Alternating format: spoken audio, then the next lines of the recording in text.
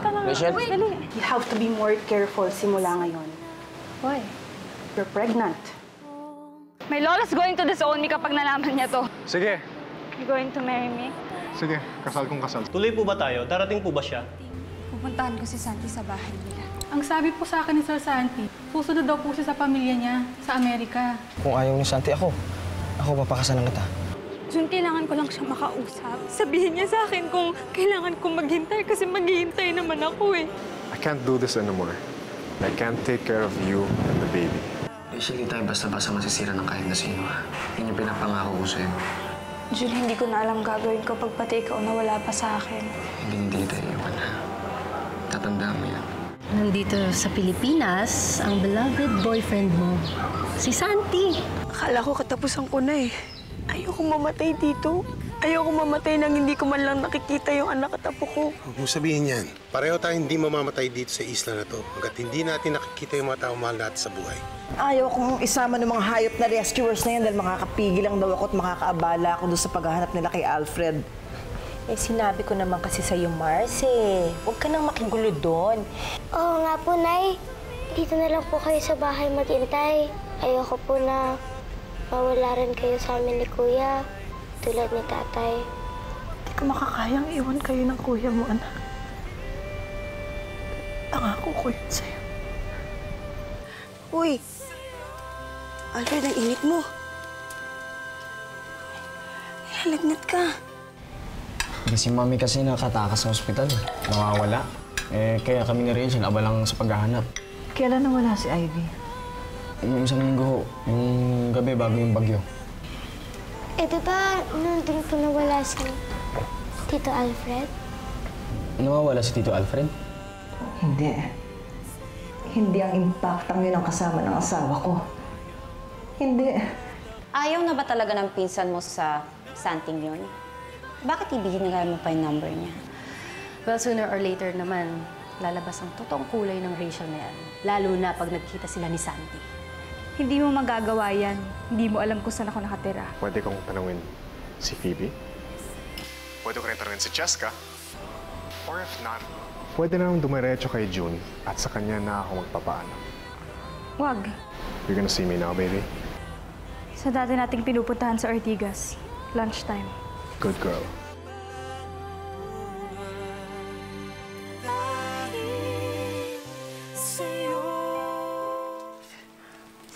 Alfred. Ano ba to? Sana gumaling ka na.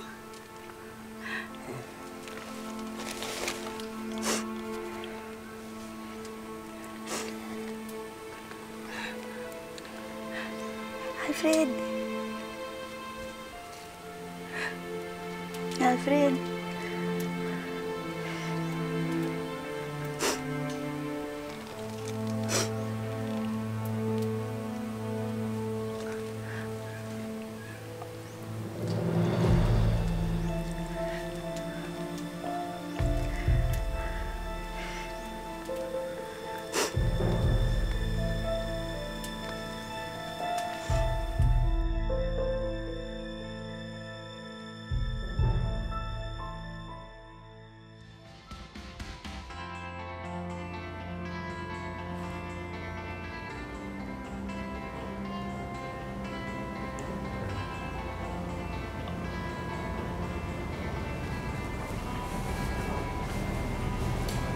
Hi, Rachel.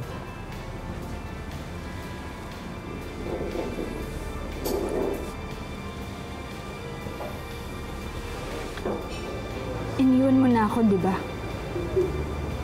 Bakit mo gusto makipag-usap?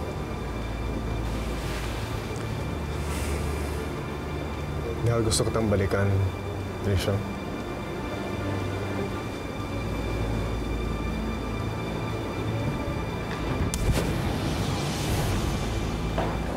Oh, Alfred, ano ba yan? Alfred, inom ka, ha? Kailangan mo uminom.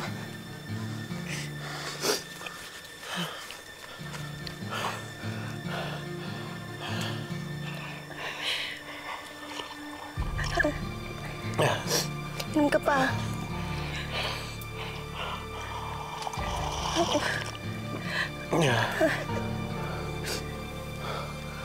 Ay.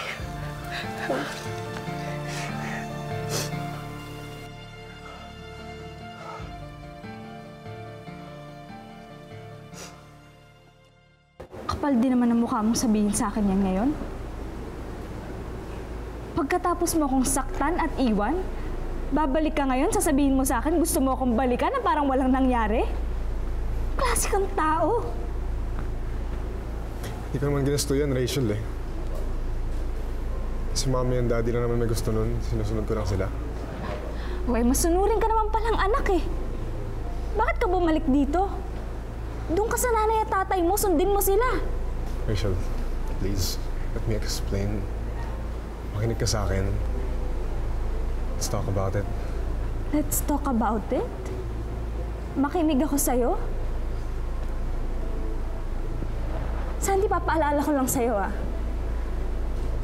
Nung ako ba yung nakikiusap, nakinig ka sa akin? Nung ako ba yung nagmamakaawa, naawa ka ba sa akin? Hindi. Kaya huwag kang magtaka kung wala akong tiyagang makinig dyan sa mga sasabihin mo. Ikaw naman ngayon ang magmukhang tanga. Ikaw naman ngayon ang maghabol. Ganun talaga ang buhay. Ganti-ganti lang. Sige, gumanti ka lang. Lipas mo na sa akin lahat ng galit mo, sige. Pero Rachel naman, tawarin mo naman ako. Alam ko nasaktan kita eh. Santi, hindi ako Diyos. Tao lang ako, hindi ako madali magpatawad. Kaya I'm sorry. Rachel, may baby na tayo. Tanggapin mo na ako for baby's sake. It's too late. Okay na kami ni 30. Okay na kami ng baby ko kasama si June. Si June na mahal ako at mahal ko na rin. Kaya hindi na kita kailangan. This is the last time na makikipag-usap ako sa'yo. Huwag mo na kaming guguluhin ni 30 dahil ayaw ko na makita yung pagbumukha mo. Rachel! Talagang hindi mo na ba ako mahal? Look at me! Tignan mo ako sa mata ko. Sabihin mo sa akin, hindi mo na ako mahal. Tol, paano pag na-realize si Rachel, hindi niya na pala ako mahal? Hindi kaya nawala yung feelings niya sa akin dahil mga away namin itong nakaraan. Ito naman. Ano naman tingin mo sa feelings ni Rachel? Parang chewing gum. Pagkatapos ngayon, tumatabang, makawalan ng lasa. Makawalan ng tamis, ganun. Ewan ko, Tol, siguro paparaning niya ako. Bakit? Kasi may ibang number na tumatawag yan kay Rachel. Baka si Santi yun, binabawi si Rachel. Di kaya?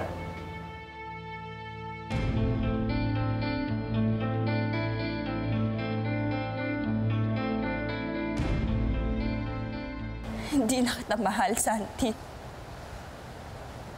Si Junior na yung mahal ko ngayon. What? Kapal din talaga ng mukha mo, no? Pagkatapos mo kung saktan, iwan at pabayaan, may lakas ka pa rin ng loob na tanungin ako kung mahal pa rin kita?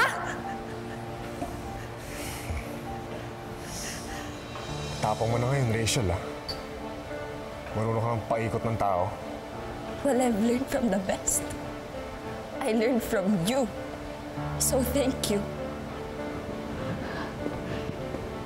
Hey, you know what? If you don't want me anymore, then fine. Marami nang babae sa mundo eh. Akala mo ikaw lang? Ha? Kukunin ko yung anak ko sa'yo. Sino tinahakot mo? Magkakamatayan muna tayo bago mo makukuha sa akin ang anak ko.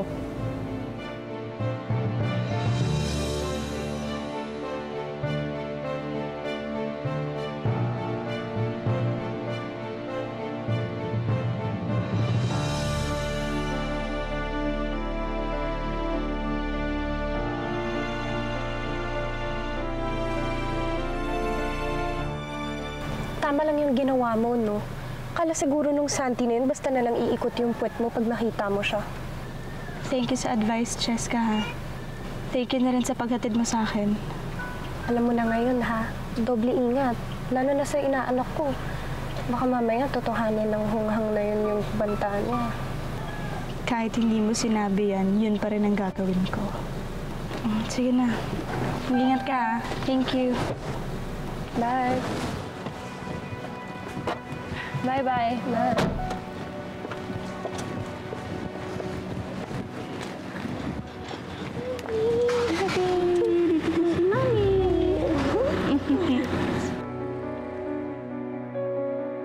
Lalaki pa lang baby ko. Mas lalo pala kitang dapat kunin sa mama.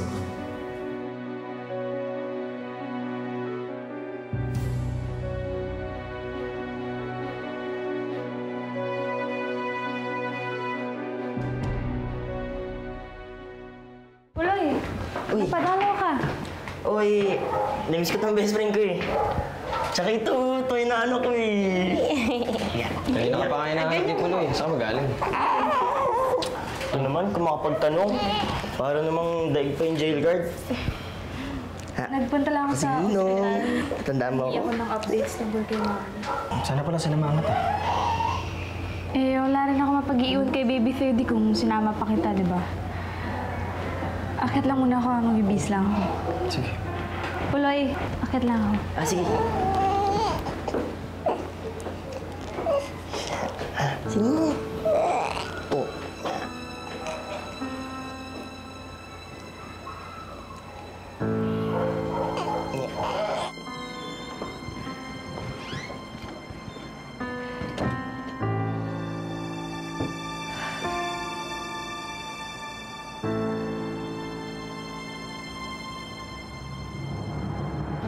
If you don't want me anymore, then fine. Ha? Kukunin ko yung anak ko sa'yo. Sino tinakot mo? Magkakamatayan muna tayo bago mo makukuha sa akin ang anak ko.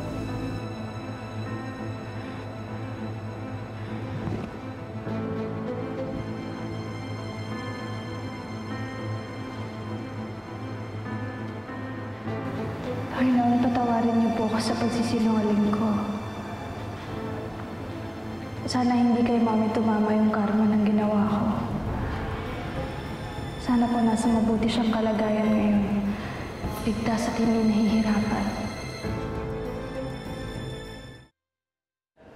Kano-ano niyo ba talaga si Ivy Tan? Kaibigan. Kaibigan ko siyang matalik. Wala pa kasing balita tungkol sa kanya. Pero ginagawa lahat namin makita siya as soon as possible. Ganun ba? Mabuti naman. Pero ang huling update sa kanya, bago siya nawala ng tuluyan, nakita siya sa Bayside area. Kaso, nakatago siya agad. Kaya hindi siya nadala ng makasama namin dito noong oras na yon.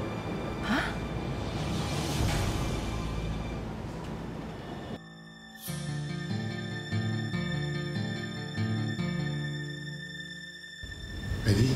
Matagal nang nasa mental hospital si Ivy. Pero siya pa rin talaga ang laman ng isip. Hindi, Laura. Nakita ko si Ivy. Hayaan na kitang mabaliw sa kaiisip niya sa Ivy mo. Laura! Bakit ka nandito? Nasaan si Alfred? Naglalayag sa gitna ng dagat. May kasama po siyang babae, si Mr. Benitez. May kasamang ibang babae. Asawa ko. Si Mami kasi nakatakas sa ospital. Mawawala. Kailan nawala si Ivy? Nung isang linggo, yung gabi bago yung bagyo. Di ba nandun po nawala si Tito Alfred?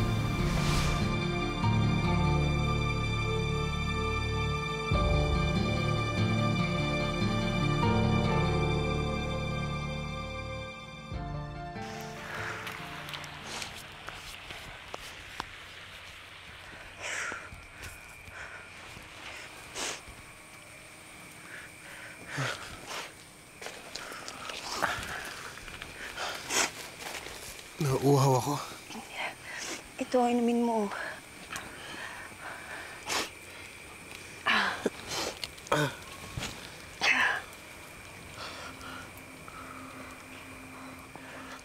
Tubig ang gusto ko. Tubig. walang tubig dito. Anong akala mo sa akin? Isang pitik lang magkakaroon ng bukal ng mineral water dito? Nasa isla tayo, walang drinking fountain dito. Sakit yung tiyan ko. Sakit yung tiyan ko. I'm sorry, hindi naman ako galit sa'yo eh. Kaya lang, hindi ko na alam kung anong gagawin ko sa'yo para gumaling ka eh. Diba? Ito na lang muna inumin mo. Sabaw ng buko. Sige na. Pag maliwanag na, susubukan ko ulit humanap ng tubig. Pero ngayon, ito muna ang inumin mo. Please lang, Alfred. Mainam din naman to para sa katawan mo eh. Sige na.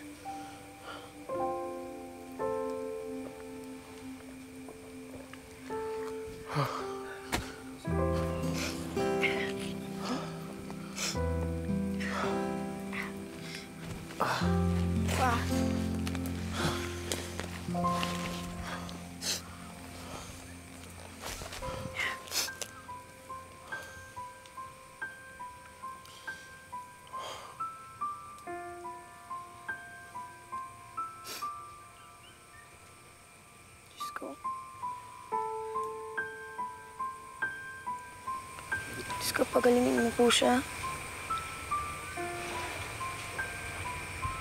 Hindi na bali na kung hindi niya ako maalala ang anak ko.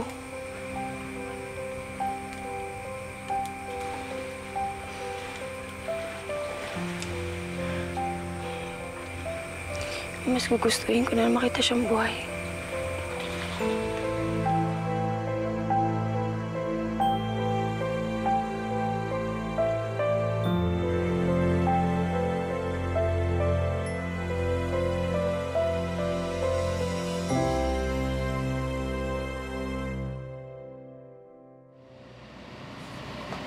There we go. There you are. Santi? Laki na pala na anak natin, ah. Papasukin mo ako. Buksan mo yung gate. No. Hindi ako alis dito hanggat di mo sa akin pinapahawak yung anak ko. Buksan mo yung gate. Rich?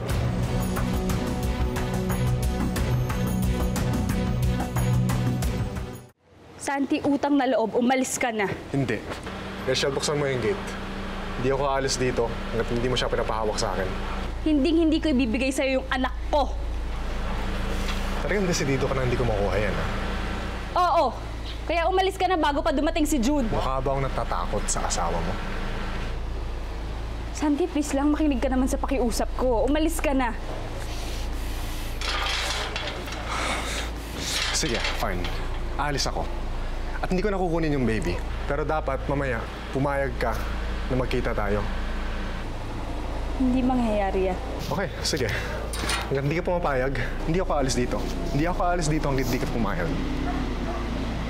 Santi naman, makinig ka naman sa pakiusap ko. Ano? Hindi kita marinig eh. Sorry, ah. You know what? Ito yung gagawin ko. Makikinig lang ako ng music dito hanggang pumayag ka sa gusto ko. Alright? Santi! May bago pa naman ng playlist na ginawangan. So, pakinggan eh. Okay, fine. Sige na. Bukas. Text ko na lang sa'yo kung saan. Umalis ka na. Great! See ya.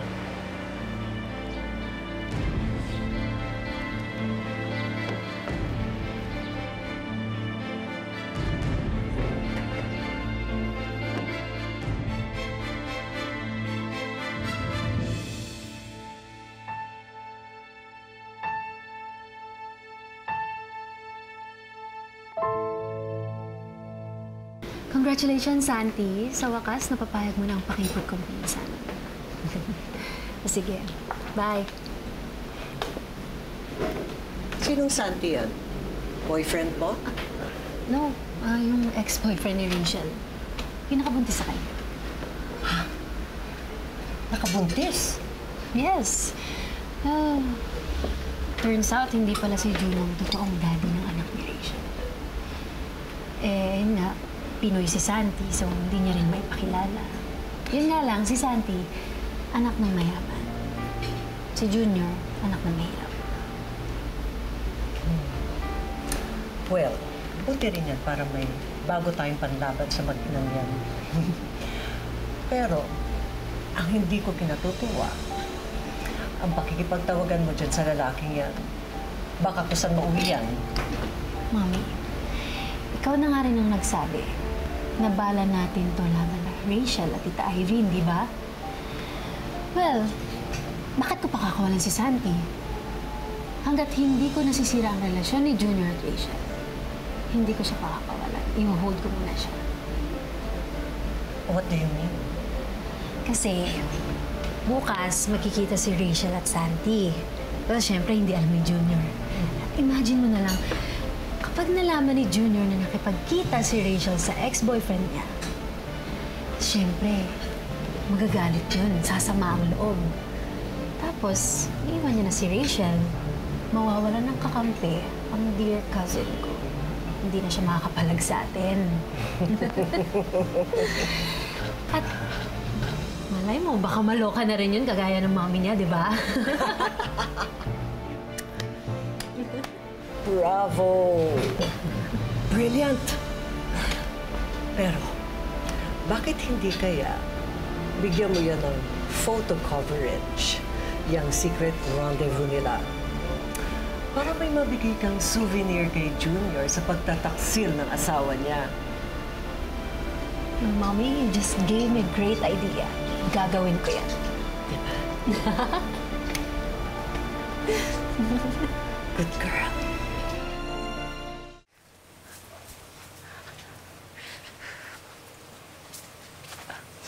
Alfred. Alfred. Ayan. Okay ka na ng konti, no? Elka, kain ka na, oh. Kain ka na, Alfred. Kain ka na.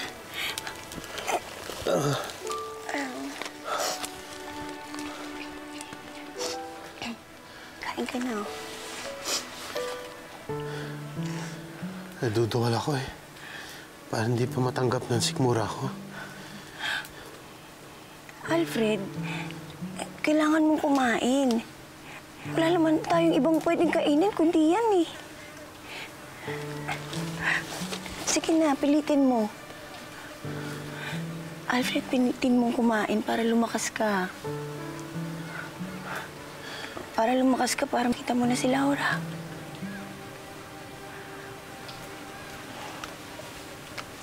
Sige na, kumain ka na.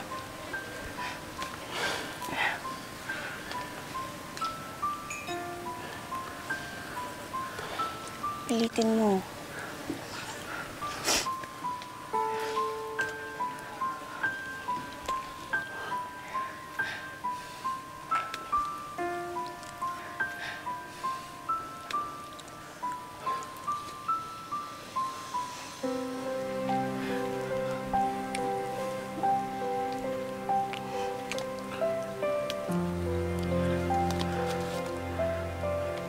Pilitin mo lang para lumakas ka na.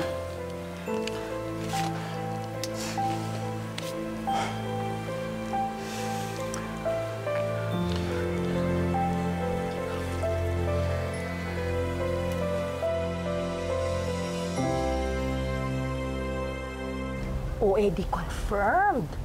Mars! Ang asawa mo nga ang kasama ng Ivy Tan na yon habang naglalangoy siya sa kalagitnaan ng Pacific Ocean. Oh my gosh! Mahiram ng isang asawa. Yun lang ang peg! Tumahimik ka nga, Chek. Ano ka ba? Imbis na pinalalakas mo ang loob ko, lalo mo sinisira ang loob ko eh. Nawawala ang pag-asa ko na hindi sila magkasamang dalawa. Eh, paano naman, Mars?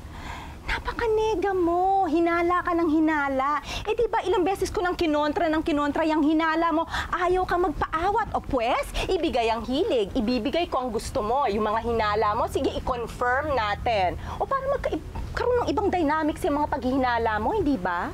O. Alam mo, malakas lang kasi ang kutob ko eh.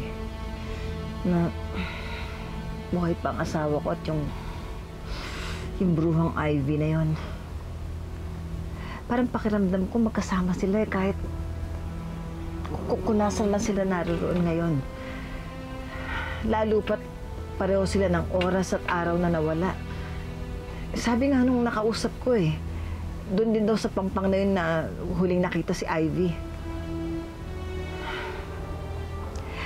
Alam mo, Chick, ang panalangin ko lang talaga, sana magkahiwalay silang dalawa.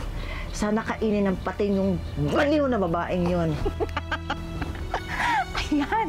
Yan.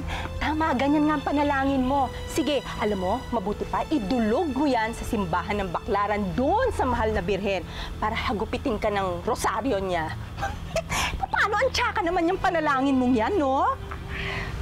Alam mo, Chick, mas gusto ko pang iba-ibang babaeng kasama ng asawa ko eh. Basta wag lang yung baliw na hayop na babaeng yun. Nakakainis kasi yung babaeng yun eh. Habol ng habol sa asawa ko yung baliw na yun. Pero alam mo, itong sasabihin ko sa'yo, Chick. Sisiguraduhin ko na hanggang buhay ako, hindi makukuha ng babaeng yun ang asawa ko. Isip ka lang, Mars, ang puso mo. Pa, isa lang. Relax. Natatakot po kasi ako eh. Baka bumalik po yung lalaking pumunta kanina dito. Yung lalaki nagpunta dito? Ang narinig ko parang Santi yung name niya. Ikaw ba may kasing sabihin? Wala. Yan na, tulog na tayo. Naiintindihan ko na siguro na-miss mo si Laura. Ako naman naisip ko si Nelson. Pero maliban doon, wala na. Huwag mong isipin na parang ang laki-laki ng kasalanan natin kasi wala naman nangyari. Para nakikiusap ako sa'yo. Gaya mo ni asawa. Mukha na sarili mong babae. Huwag kang kumulang tira-tira ng iba. Parang bastos mo.